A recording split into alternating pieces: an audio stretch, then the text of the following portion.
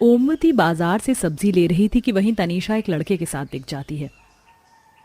बाप रे बाप सुनीता, तूने अपनी चोरी को ज्यादा ही आजादी दे दी है। बता, खुलेआम बाजार में एक लड़के का हाथ पकड़कर उसके साथ आइसक्रीम खा रही थी। देख आजकल का जमाना ठीक नहीं है, बाकी तेरी मर्जी, थोड़ा तनीषा को समझा। ऐसा कहकर ओमवती चली जाती है। कुछ ही देर में तनीषा खिलखिलाकर घर पर आती है। माँ, आज रात को खाने में मेरे लिए आलू की कचौड़ी और बूंदी का रायता बना देना। ये सब छोड़, मैंने तुझे पहले भी बोला था और आज फिर कह रही हूँ, तू उस लड़के के साथ छोड़ दे। कई औरतें मुझे बताती हैं कि वो लड़का तुझे गली में छोड़ने आया है। आज ओमवती मुझे बता कर गई कि तू बाजार में उसका हाथ पकड़कर आइसक्रीम खा रही थी। वो लड़का ठीक नहीं है, मैंने तो उसे सिगरेट पीते हुए भी देखा है। देख, माँ बाप की पसंद से ही बच्चों को शादी करनी चाहिए।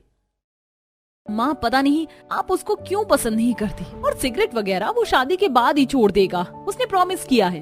माँ, राहुल बहुत अच्छा है और मैं उसी से ही शादी करूंगी। आजकल का जमाना बदल गया है, सब लड़कियां खुद की पसंद से शादी करती हैं। बेटा, हमें सारा अनुभव होता है, इसीलिए मना कर रही हूँ। सॉरी माँ, शादी तो मैं खुद की पसंद से ही करूंगी। तनीषा अपनी माँ की बिल्कुल भी बात नहीं सुनती, जिस वजह से वह रोने लग जाती है और तनीषा खाना नहीं खाती है। कुछ दिनों बाद वह कॉलेज से शाम को 6 बजे तक नहीं आती, जिस वजह से टेंशन में सुनीता रोती है। रात को बिजली कड़कती है, तब दरवाजे पर तनीषा राहुल के साथ भीगे कपड़ों में दस्तक देती है। हे भगवान, तनीषा, तूने ये क्या अनर्थ कर लिया? तूने बिना मेरे खुद की पसंद से शादी कर ली। माँ, मैं जानती हूँ मैंने आपका दिल दुखाया, लेकिन मैं आपका आशीर्वाद लेने आई हूँ। तब गुस्से से सुनीता तनीषा को थप्पड़ मार देती है। मिल गया आशीर्वाद तुझे, याद रखियो, अगर तुझे कोई भी दिक्कत आई तो शादी के बाद मैं तेरा साथ बिल्कुल नहीं दूंगी। सुनीता कलेजे पर पत्थर रखकर दरवाजा बंद कर देती है। वहीं तनीषा को भी बुरा लगता है। फिर वो अपने ससुराल जाकर गृह प्रवेश करती है, जहाँ कुछ दिन तो ससुराल वाले बहुत अच्छे से पेश आते हैं, लेकिन फिर धीरे धीरे सब जहर उगलते हैं। एक दिन खाने में जरा सा नमक क्या ज्यादा हो जाता है। ये कैसा खाना बनाया है? रोज रोज अजीब सा खाना बना कर ले आती हो, क्या बात है? तुम्हारी माँ ने तुम्हें कुछ सिखाकर नहीं भेजा? राहुल, तुम क्या कर रहे हो? मुझे दर्द हो रहा है, गलती से हुआ है ये। तुम्हारी हिम्मत कैसे हुई मेरे सामने अपनी जुबान खोलने की? जाओ, मेरे लिए दोबारा खाना बना कर लाओ। बेटा, मेरा तो चूल्हे की दाल बाटी चूरमा खाने का मन कर रहा है, इसको बोल वही बना कर लाए। लेकिन माँ जी, इतनी गर्मी में चूल्हे पर दाल बाटी चूरमा कैसे बनाऊंगी? देखा बेटा, तेरी बीवी कैसे बहाना मार रही है और मुझे भूखे मारना चाहती, इसीलिए बोल रही थी मेरी पसंद से शादी कर ले, लेकिन तूने अपनी पसंद की शादी कर ली। ये सुनते ही राहुल तनीषा को एक करारा थप्पड़ मारता है और उसका सर दीवार में लगता है, जिससे माथे से भी खून निकलने लगता है। माँ जी, राहुल, तुम मुझे मार क्यों रहे हो? चुप, बिल्कुल चुप। तुझे शादी करके इस घर में लाया हूँ और अब मेरी माँ भी तेरा दुखड़ा नहीं सुनेगी। तुझे इसी घर में ही मरना होगा। जैसे मैं बोलूंगा तू वैसे करेगी, समझी? जा, मेरी माँ को खाना बना कर दे। तनीषा रोते हुए धूप में भरे आंगन में ईंट रखकर मिट्टी का चूल्हा बनाती है और उस पर खाना भी बनाती है। तभी लकड़ी से उसका हाथ जल जाता है। मेरा हाथ! मैंने राहुल से इतना प्यार किया, यहाँ तक कि माँ से लड़ गई, लेकिन हुआ क्या? जो माँ ने कहा था कि राहुल मेरे लिए ठीक नहीं है, बल्कि यहाँ मेरे ससुराल में कोई भी ठीक नहीं है। ओ भाभी की बच्ची, ये मत समझना तुम यहाँ आंगन में अकेली हो, मेरी नजर है तुम पर। जल्दी खाना लेकर आओ, वरना भैया का गुस्सा जानती हो ना, वैसे ही मुंह सूजा हुआ है और फूट जाएगा। ऐसे ही दिन गुजरते हैं। तनीषा के ससुराल वाले उसे बहुत टॉर्चर करते हैं और राहुल आए दिन शराब पीकर मारता है। 1 महीना बीत जाता है। सुनीता अपने दिल को संभाल नहीं पाती और बेटी को देखने चुपके से उसके घर के बाहर पहुंच जाती है। तभी खिड़की से देखती है कि राहुल ने उसका गला पकड़ा हुआ होता है। क्या बोला तूने कि मैं बदल गया हूँ? हाँ, मैं बदल गया हूँ। तुझे क्या लगा था कुत्ते की तरह जिंदगी भर तेरे पीछे रहूंगा? पीऊंगा, दिन रात पीऊंगा, दिन रात तुझे मारूंगा। बहुत बढ़िया बेटा, औरतों को ऐसे ही काबू में रखना चाहिए। माँ जी, पापा जी, मुझे बचा लीजिए। राहुल, मुझे छोड़ दो, बहुत दर्द हो रहा है।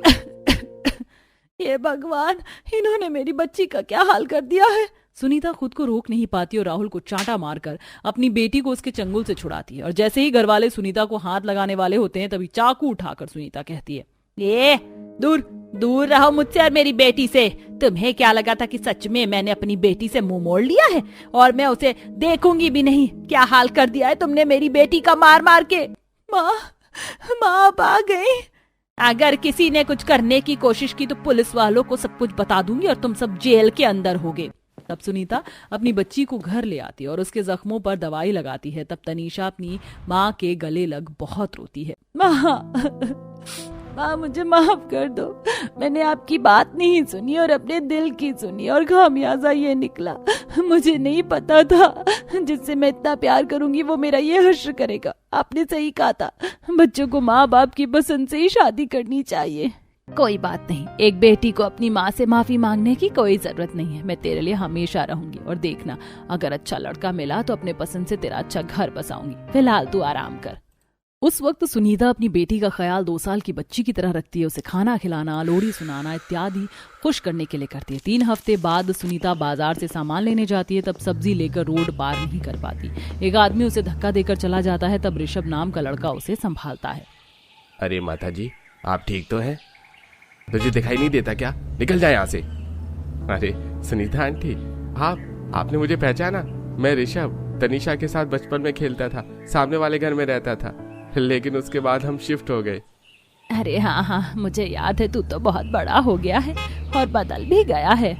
अरे आंटी जी, मैं अमेरिका पढ़ने चला गया था, वहां से आया हूँ तो थोड़ा सा बदल रहा हूँ।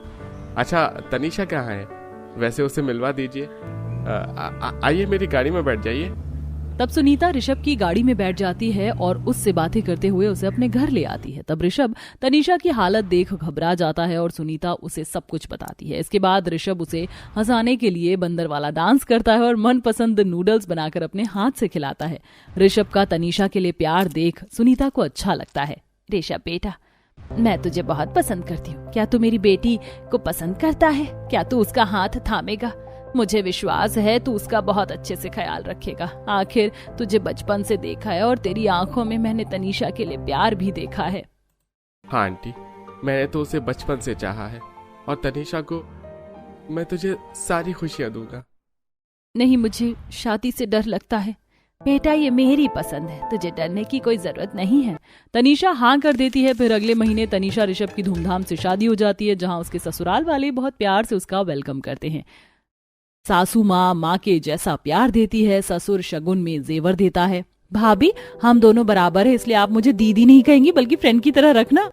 और बहू, तुझे जो भी चाहिए ना मुझे बताना। बहू, तू रो क्यों रही है? तुझे मेरा दिया हुआ तोहफा पसंद नहीं आया? नहीं, बस आपका प्यार देखकर आंखों से आंसू छलक गए। पास्ट को याद मत करो तनीषा, क्योंकि तुम्हारा फ्यूचर मेरे साथ ब्राइट है। अच्छा माँ, रात को आप हमारा खाना मत बनाना।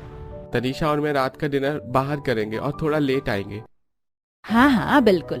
तू अच्छे से बहू को घुमा। बहू, यहाँ की चिंता मत करना, खाना मैं और मायरा बना लेंगे। ये सब देख तनीषा बहुत खुश होती है। कुछ देर बाद ऋषभ उसके चोट पर मरहम लगाता है। देखना, मैं तुम्हारे सारे घाव एक एक करके भर दूंगा। फिर रात को ऋषभ डिनर पर ले जाता है और मूवी दिखाकर रात को लॉन्ग ड्राइव भी करवाता है। वाह, ऐसा लग रहा है कि आज पहली बार मैं खुली हवा में सांस ले रही हूँ। थैंक यू ऋषभ, सच में माँ की चॉइस बहुत अच्छी है। उनको तो मैं बचपन से ही पसंद हूँ, तुम ही ने भाव नहीं दिए।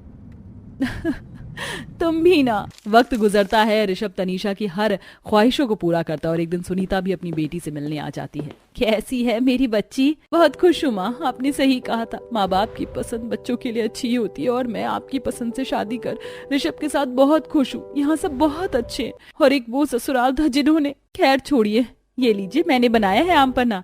तब सुनीता अपनी पसंद में बेटी को खुश देख खुश हो जाती है और उसके साथ बहुत सारी बातें करती है। ओह माय गॉड टीना, तूने कीचड़ वाले ड्रेस की किटी पार्टी रखी है, ये हमें बताया क्यों नहीं? अब क्या ऐसे लोग हमारे साथ पार्टी में रहेंगे? शीतल सही बोलती है, गरीब लोगों को ना किटी पार्टी में बुलाना ही नहीं चाहिए। और ये देखो, पहली बार आई हो और इसी में ही रूपाली ने अपने रंग दिखा दिए और बेचारी आंटी को भी बेइज्जत करवाने के लिए ऐसे लाई है। You are right, Mona. देख टीना, look it happened just as I told you। इसीलिए मैं किटी पार्टी में इन लोगों को इनवाइट नहीं करना चाहती थी और वही हुआ, ये अपने गरीब बेकार कपड़ों में आ गए और इस बार तो किसी की उछाली हुई कीचड़ के कपड़ों में आ गए। Whatever, मुझे इन लोगों से कोई मतलब नहीं है। अगर तुझे किटी पार्टी स्टार्ट करनी है तो कर दे। नहीं, अभी थोड़ा सा टाइम है। शीतल, मैं तेरी माँ हूँ और रूपाली तेरी बहन, तो किटी पार्टी में सबके सामने ऐसा कैसे कह सकती है? ऐसी हालत में आपको अपना मानने से अच्छा मैं इग्नोर कर दूं। ये सुन दोनों की आंखों से झरझर आंसू बहने लगते हैं। आखिर क्यों शीतल ने भरी किटी पार्टी में अपनी माँ और गरीब बहन का मजाक उड़ा दिया? क्यों वो उनसे इतना खफा थी? आइए जानने के लिए कहानी में कुछ समय पीछे चलते हैं, जहां गरीब बहन रूपाली रोटी बनाकर अपनी माँ को खिला रही थी और शीतल फोन में लगी थी। शीतल, माँ ने खाना खा लिया है, तू भी गर्मा गर्म खाना खा ले, क्यों फोन में लगी हुई है? रूपाली, क्या दिक्कत है? अब मैं अपना फोन भी नहीं चला सकती क्या? वैसे ही गर्मी में दिमाग खराब हो रहा है। मैं खाना नहीं खाऊंगी, मैं किटी पार्टी में जाऊंगी, अभी मेरी फ्रेंड आने ही वाली है। तभी शीतल की सहेली टीना घर में आती है। सुधा आंटी नमस्ते। वो दरअसल मैं शीतल को लेने आई थी, हम दोनों को पीहू ने किटी पार्टी में बुलाया है। नमस्ते बेटा, खुश रहो। ठीक है, ले जाओ शीतल को। अरे रूपाली, तू भी चलना किटी पार्टी में, कभी भी किटी पार्टी में आती नहीं है। नहीं यार, मैं किटी पार्टी में नहीं आऊंगी। तुम सब लोग अमीर हो, अच्छे अच्छे कपड़े पहन कर आते हो और मेरे पास अच्छी ड्रेस भी नहीं है, सिर्फ गिने चुने पुराने सूट हैं।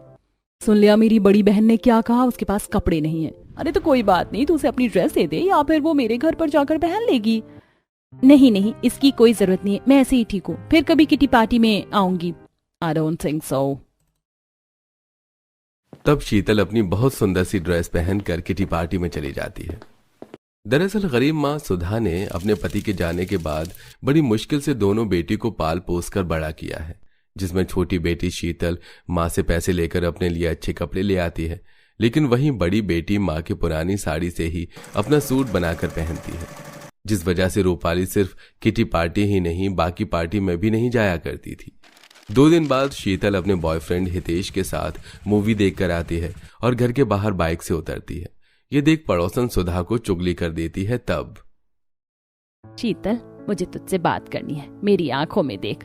ये बता, तूने कसम खाई है कि मेरी इज्जत डुबा कर ही रहेगी? माँ, ये जलेबी की तरह मुझसे बात मत किया करो, सीधे बोलो। हाँ तो सीधा सुन, मुझे गली की औरतें बताती हैं तू उस लड़के के साथ इधर उधर घूमती रहती है। तू ये सब कब बंद करेगी? ओफो माँ, 4 लोग 40 बातें करते हैं, किसका किसका सुनोगी?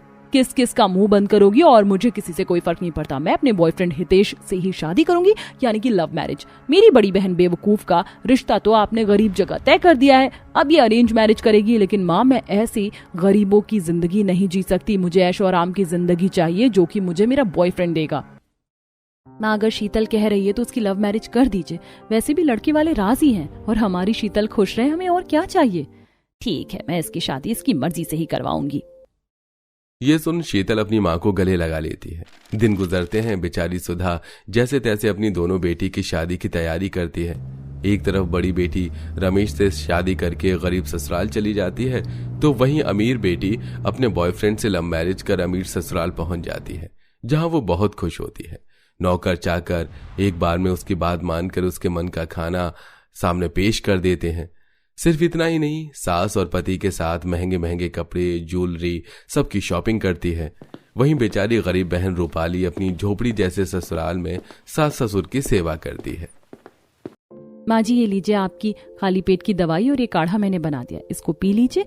इसके 1 घंटे बाद मैं आपको खाना खिलाऊंगी और पापा जी के लिए आज मैंने खिचड़ी बनाई है। अभी सो रहे हैं वो, लेकिन जागने के बाद मैं यही खिलाऊंगी।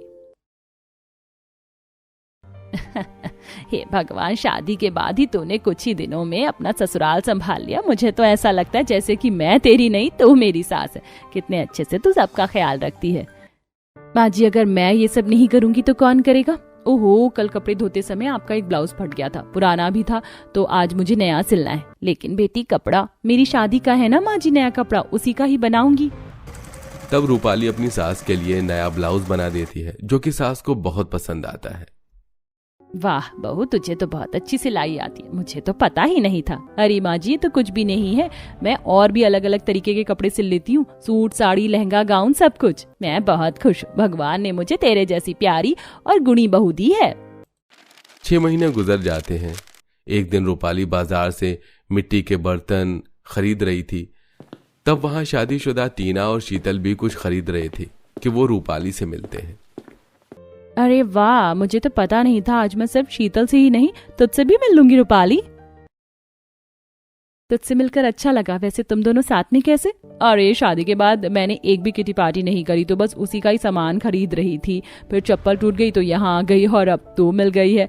तो तू भी मेरी किटी पार्टी में शामिल हो जा। नहीं यार, मैं कैसे आऊंगी किटी पार्टी में, मेरे पास कपड़े नहीं है, मैं नहीं आऊंगी।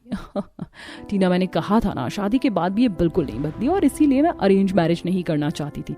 देखा रूपाली, तेरी जिंदगी आज भी गरीबी में है, ना तेरे पास पैसे हैं ना कपड़े, इसीलिए तू आज तक एक भी किटी पार्टी में नहीं आई। यार वो तेरी बहन है, तू हेल्प भी नहीं कर सकती। कोई बात नहीं, देख रूपाली, इस बार तू मना नहीं करेगी, इस बार तुझे आना होगा और इस बार किटी पार्टी की थीम थोड़ी अलग है। इस बार जो भी किटी पार्टी में आएंगे वो अपनी माँ के साथ आएंगे। तू भी आंटी को लेकर आना या फिर शीतल तू लिया।